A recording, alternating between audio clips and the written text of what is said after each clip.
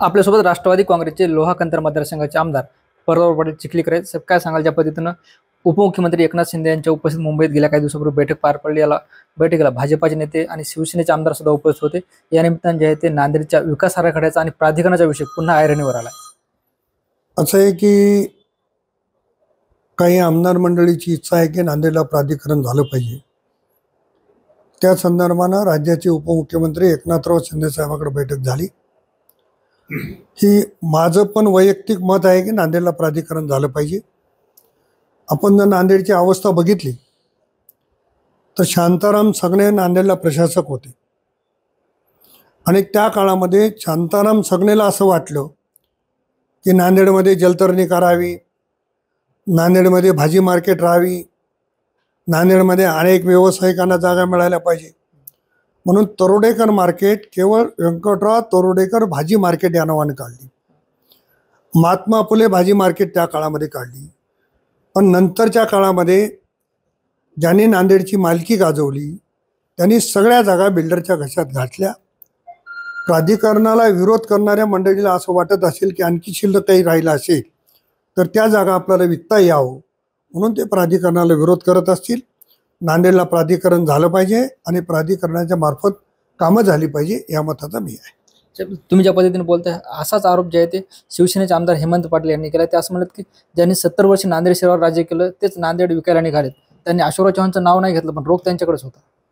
नाही बा, कोणाचं नाव घ्यायची गरज नाही. नांदेडकरांना पण माहिती आहे नांदेडमध्ये महापालिकेच्या निवडणुका कशाच्या जोरावर जिंकल्या जातात आणि महापालिका म्हणजे एक दुभती गाय झाल्यासारखं झालं की महापालिकेची जागा विकायची आणि तेच पैसे निवडणुकीत खर्चायचे, पुन्हा सत्तेत यायचं आणि पुन्हा महापालिका विकायची. हा सातत्यानं गेल्या 50 वर्षापासून नांदेडमध्ये कार्यक्रम चालू आहे. यासाठी नांदेडकरांना सुविधा उपलब्ध करून द्यायचं असेल तर प्राधिकरण झालंच पाहिजे या मताचा मी आहे. आपण ज्या पद्धतीनं बघतोय लक्ष्मण हाके सातत्यानं जे आहे ते वादग्रस्त वक्तव्य करतात. कालही त्यांचे वक्तव्य जे आहे ते अजित पवार यांच्या संदर्भात पुढे आले. एखाद्या गाडीमध्ये बसून जर कोणी जात असेल आणि त्या गाडीला जर कुत्रं भुकत असेल तर त्याला काय अर्थ आहे? गाडीलाही फरक पडत नाही आणि गाडीत बसणाऱ्याला फरक पडत नाही. त्याच्यामुळे माणसाने आपली उंची बघून बोललं पाहिजे. स्वतः प्रसिद्धी आणि माझी मीडियाला पण विनंती आहे की आपण कोणाला किती महत्त्व द्यावं, कोणाला किती प्रसिद्धी द्यावी हे पण ठरलं पाहिजे. अरे कोणाच्याबद्दल कोण बोलते? मी पण इथं मोदी साहेबाबद्दल बोलू शकतो पण आपली उंची आहे का? अशा पद्धतीनं बोलणं फार चुकीचं आहे असं मला वाटतं. साहेब, बोगस बियाण्याचा विषय जे आहे ते नांदेड जिल्ह्यात ऐरणीवर आलाय. लोहाकंतर मतदारसंघात सुद्धा अनेक शेतकऱ्यांचं सोयाबीनचं बी उगवलं नाही. कृषी अधिकाऱ्यांनी कारवाई केल्यात. 28 दुकान आहेत. मात्र जर निरीक्षण केलं तर सर्व दुकानं ग्रामीण भागातली आहेत, छोटे छोटे आहेत. मोठ्या दुकानदारांना कृषी विभाग अभय देते असा सुद्धा आरोप होतोय. ज्यांनी बोगस बियाणं दिले ते ग्रामीण भागातले दुकानदार सब डीलर असतील, पण त्याचा जो डीलर मुख्य आहे त्याला पण शोधून काढू. उद्या अधिवेशनामध्ये या संदर्भात राज्याचे कृषी मंत्री कोकाटे साहेबांना बोलेल. त्यांच्यावर निश्चितपणानं कारवाई होईल आणि कितीही मोठा आणि कोणाचाही कोणी असेल शेतकऱ्यांची फसवणूक केली त्याला सोडणार नाही एवढं या ठिकाणी नक्की सांगणार आहे. स्थानिक स्वराज्य संस्थेच्या निवडणुका तोंडावर आल्यात मात्र राष्ट्रवादीच्या निवडी अजून बाकी आहेत. नाही, निवडीचा विषयच नाही ना. आमच्याकडे कुठलीच जागा रिक्त नाही. त्याच्यामुळे निवडीचा विषय ऐरणीवर याचा प्रश्न कुठे निर्माण होतो आणि हे पक्षांतर्गत प्रक्रिया आहे. एखाद्या पक्षाला असं वाटलं की हा अध्यक्ष आहे याच्यापेक्षा दुसरा कॅपेबल आहे तर तेव्हा पक्ष बदलू शकतो. त्याच्यामुळे याला फार वेगळं कोणी वळण द्यायची गरज नाही आणि प्रत्येक पक्षामध्ये ह्या गोष्टी घडत असतात. पक्षाला जशी जशी लोकांची आवश्यकता वाटते तशा पद्धतीने प्रवेश होतात.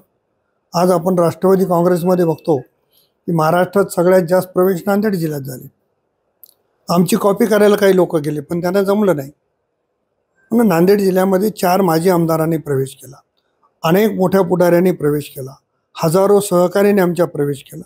त्याच्यामुळं येणाऱ्या लोकांचा सन्मान करण्यासाठी संघटनेत त्याला स्थान दिलं जाते. त्याच्यामुळे निश्चितपणानं निवडी होतील. पक्षाला जसं वाटलं की एखाद्या कार्यकर्त्याची गरज आहे पक्षाला तर त्या कार्यकर्त्याचा सन्मान केला जाईल. निवडणुकीच्या तोंडावर काही फेरबदल होणार आहेत का आणि सोशल इंजिनिअरिंग जपी जाणार आहे? नाही, असं आहे निवडणुकीच्या तोंडावर बदलायचं म्हणून नाही, पक्ष संघटना ही आरही चालणारी बाबच होईल. आणि सोशल इंजिनिअरिंगच्या संदर्भामध्ये तर प्रत्येकजण हाच विचार करतो ना, की आपल्या पक्षाला संधी मिळाली पाहिजे, मग हा प्रयोग केला तर काय, तो प्रयोग केला तर काय. तर सगळ्याच पक्षाची मंडळी त्या पद्धतीनं करते. राष्ट्रवादी काँग्रेस अशा पद्धतीने विचार करून सगळ्या समाजाला एकत्रित घेऊन छत्रपती राजर्षी शाहू महाराज असतील, शाहू फुले आंबेडकर यांच्या विचारधारा घेऊन चालणारा पक्ष म्हणून राष्ट्रवादीकडे बघितल्या जाते. त्यामुळे सगळ्या समाजाच्या लोकांना घेऊन आम्ही चालण्याचा प्रयत्न करतो. तर आपण ज्या पद्धतीने बघतोय ठाकरे बंधू एका विचारमंचावर आलेत, भविष्यात सुद्धा ते एकत्र येण्याची शक्यता आहे. काय वाटतं, कोणाला धक्का बसेल? धक्का तर कोणाला बसेल असं वाटत नाही. दोघं भाऊ एकत्र आले त्याचं स्वागत मी व्यक्तिशः करतो.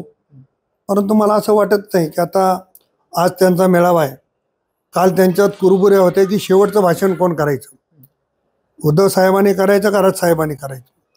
याच्यावर त्यांच्या जर बैठका सुरू असतील तर भविष्यामध्ये ते एकत्र आल्यावर शेवटचं भाषण कोणाचं राहील, पक्षाचं नेतृत्व कोण करेल, ह्या अनेक बाबी आहेत. त्याच्यामुळं तो त्यांचा अंतर्गत प्रश्न आहे. परंतु ठाकरे बंधू एकत्र आले त्याचं स्वागत आहे. निश्चित आपण बघतोय हे होते आमदार प्रतापराव पाटील चिखलीकर, ज्यांनी आपले संवाद साधलाय. ज्ञानेश्वर लोंढे, TV9 मराठी, नांदेड.